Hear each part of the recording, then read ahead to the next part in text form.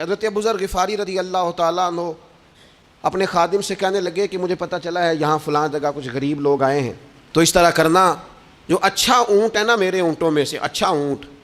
وہ ذبح کر کے نا تو ان سارے گھروں میں تقسیم کر دو، جتنا گوشت وہاں بھیجو گے اتنا ہی میرے گھر میں بھی بھیج دینا۔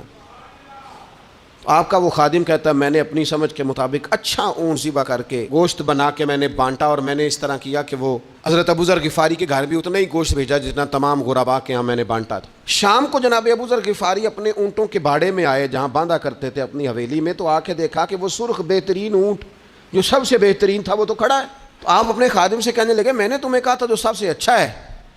اس کو ذبح کرنا، تو وہ کہنے لگا حضور وہ باقیوں میں سے سب سے اچھا تھا، اس سے ہی تھوڑا سا کمزور تھا، اور یہ تو آپ کی سواری کے لیے ہے نا، یہ تو آپ کے کام آتا ہے، اس پہ تو آپ سفر کرتے ہیں، اس لیے میں نے اسے چھوڑ دیا، اور اس کے بعد جو سب سے اچھا تھا وہ میں نے ذبح کر دیا۔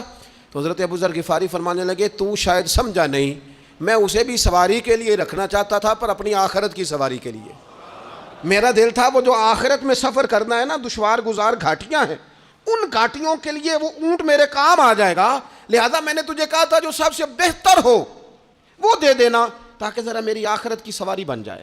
تاکہ میں ذخیرہ کر لوں۔